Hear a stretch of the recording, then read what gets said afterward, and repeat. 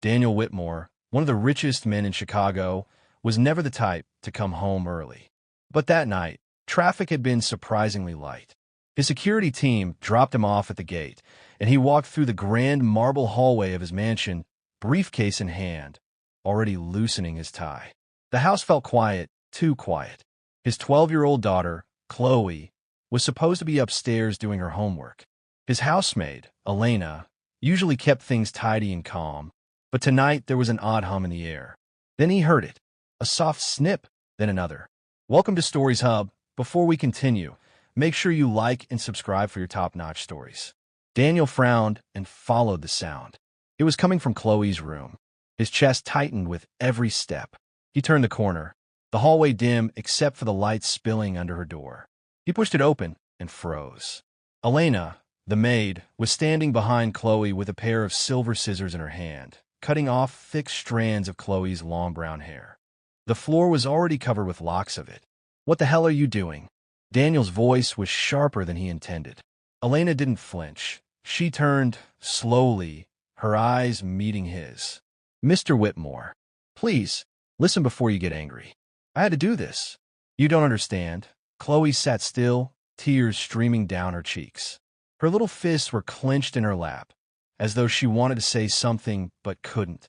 Daniel's pulse pounded in his ears. "Put the scissors down. Now." Elena's hands trembled, but she didn't obey right away. She glanced at Chloe, then back at Daniel. Her voice was low, urgent. "If I stop now, something worse is going to happen tonight." Daniel stared at her, his confusion mixing with anger. "What are you talking about?" Elena stepped back, letting the scissors fall to the floor with a soft clatter. "You need to sit down," she said, her tone dead serious. "There are things about your daughter you don't know, and you're not going to like what I have to say."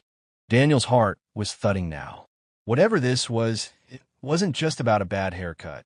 Before we dive in deeply, let us know in the comments what country or which city you're watching this story from. We'd love to know how far this story travels. Daniel didn't sit down. He stepped into the room, his expensive shoes crunching on the fallen strands of Chloe's hair. "You've got 10 seconds to tell me what's going on, Elena, or I'm calling security." Chloe's lips trembled. "Daddy," she whispered, her voice cracking. That single word made Daniel freeze. She hadn't called him Daddy in years. She'd grown too old for it, too fast. Now she looked small, fragile, and terrified. Elena raised her hand slowly, like she was calming down a wild animal. "Please don't scare her more than she already is. I'm doing this to protect her." "Protect her? By cutting off her hair?" Daniel snapped. "Are you out of your mind?" Chloe buried her face in her hands, sobbing now. Daniel's anger faltered just enough for him to notice something he had missed. There were scratches on the back of her neck. Thin red marks, like someone had clawed at her. Daniel crouched beside her. "Chloe, sweetheart, who did this to you?" She didn't answer. Her whole body shook. Elena spoke softly. "That's why I'm cutting her hair. The scratches started last week. At first, I thought it was nothing, maybe the cat. But then she told me. Someone was pulling her hair in her sleep." Daniel turned to Elena, his eyes narrowing. "Someone? We have the best security money can buy. Nobody gets in this house without me knowing." Elena took a shaky breath. "I believe you, but it's not someone breaking in. It's happening inside this house." A sharp sound suddenly came from the hallway, a thud, like something had been dropped. Daniel's head shot up. "Stay here," he ordered, standing quickly. But Chloe grabbed his sleeve with surprising force. "No," she cried, her tear-streaked face pale. "Don't go out there." Daniel hesitated for half a second, then slowly pulled free. He stepped into the hallway, every sense on high alert. The corridor was empty, but there was something on the floor a few feet away, a single lock of Chloe's hair, freshly cut, lying like a trail. Daniel's heart pounded harder. "Elena," he called back, not taking his eyes off the hallway. "Lock the door behind me." He started to follow the hair trail. It led toward the grand staircase, glinting faintly in the dim light like breadcrumbs. Every step felt heavier than the last. The house, usually his sanctuary, suddenly felt like it was holding its breath. Halfway down the stairs, Daniel heard it again, the faint snip of scissors. But Elena was upstairs with the scissors on the floor. He gripped the railing, his mind racing. Someone was downstairs, someone with scissors. Daniel descended the stairs slowly, every muscle in his body tense. The sound of the scissors stopped as soon as his shoes hit the bottom step. The silence that followed was deafening. He scanned the massive living room, nothing out of place. The floor-to-ceiling windows reflected his own silhouette back at him, making him feel watched. Then he saw it, another strand of Chloe's hair, lying on the Persian rug near the kitchen entrance. His jaw clenched as he followed it, heart pounding so hard it echoed in his ears. The kitchen lights were off, but a faint glow came from the pantry door. It was slightly ajar. Daniel grabbed the first thing he could find, a heavy crystal vase from the counter, and crept forward, his breath shallow. He shoved the pantry door open. Empty. The small space was perfectly neat, cereal boxes lined up, spices in alphabetical order, but on the floor was something that made Daniel's stomach twist. A pair of scissors, not the silver ones Elena had been using upstairs. These were smaller, rusty, like they'd been left there for years. And next to them, scratched into the wooden floor, was a single word: stop. Daniel's grip tightened on the vase until his knuckles turned white. "Elena!" he barked, his voice echoing through the house. "Get Chloe out of here." He didn't wait for a response. He bolted back into the living room, scanning every corner. The air felt charged now, thick with something he couldn't name. Footsteps pounded above, Elena and Chloe rushing toward the master bedroom, where the security system could lock the door. Then a noise came from the east hallway, a quick, sharp patter, like someone running barefoot.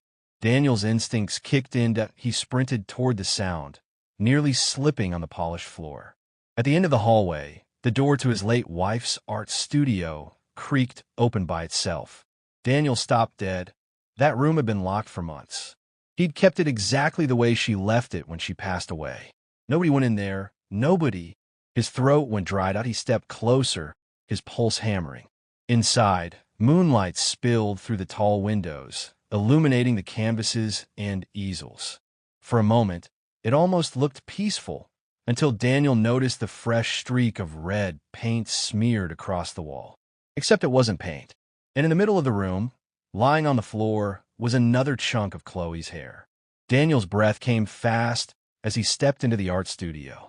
His shoes left faint prints on the wooden floor where the dark smear, blood, he was almost sure was still wet. He crouched beside the clump of Chloe's hair, his mind racing. Whoever, whatever, was doing this was getting closer to his daughter. Behind him, a floorboard creaked. Daniel spun around, gripping the crystal vase tighter. Nothing. The house felt alive now. Every shadow stretched too far. Every corner felt like it was hiding something.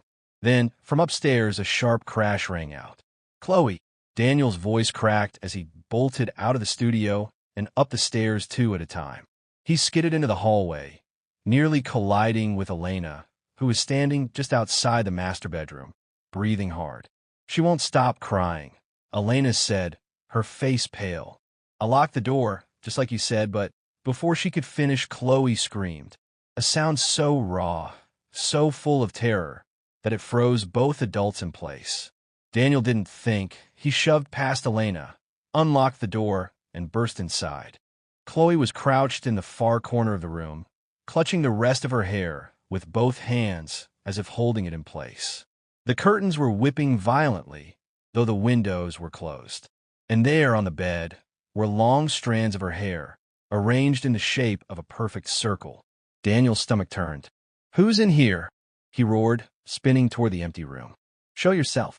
Elena rushed to Chloe, pulling her into her arms. "This isn't going to stop, Mr. Whitmore," she said, her voice shaking. "Whoever is doing this doesn't care about your cameras or your alarms. They want her scared. They want you scared." Daniel grabbed his phone and hit the panic button that would summon his entire security team. The house lights flickered once, then went out completely. The mansion was plunged into darkness. Chloe's sobs grew louder. Daniel dropped the phone, its screen still glowing faintly on the floor, and reached for Elena and Chloe, pulling them toward the door. "We're leaving. Now." But just as he stepped into the hallway, a low metallic sound echoed through the house, The unmistakable click of every single lock on every single door sliding shut at once. Daniel froze. He turned back toward Elena. Even in the dark, he could see the fear in her eyes. "We're not getting out," she whispered.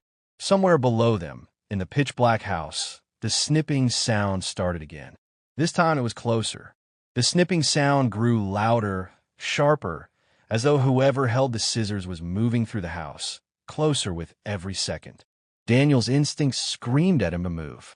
He grabbed Chloe, scooping her into his arms, and motioned for Elena to stay behind him.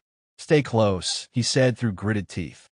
The three of them crept down the hallway, Daniel's phone flashlight their only source of light. Every portrait they passed, his late wife smiling, family photos from better times, felt like they were staring back at him, silently judging him. When they reached the grand staircase, Daniel stopped cold. Standing at the bottom of the stairs was a figure. It wasn't a stranger, that IT wasn't an intruder. It was Marcus, Daniel's head of security. But something was wrong. His usually clean uniform was disheveled, his shirt stained. His left hand dangled a pair of scissors, glinting in the faint light.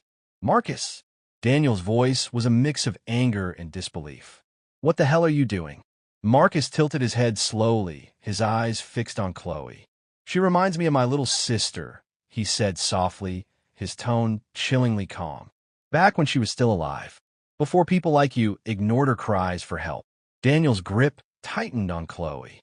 "Put the scissors down," he ordered. Marcus laughed, a short, broken sound. "You don't get it, do you? The cuts, the hair, the messages.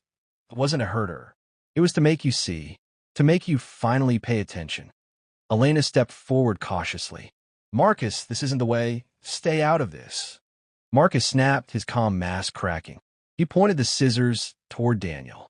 "You spend millions on cars, parties, security systems. But you didn't notice what was happening to your own daughter under your own roof." Daniel's mind reeled. "What are you talking about?" Marcus's chest rose and fell as if he'd been holding this in for years. "Your driver, the one you fired last year. He used to sneak into the East Wing. He used to hurt her."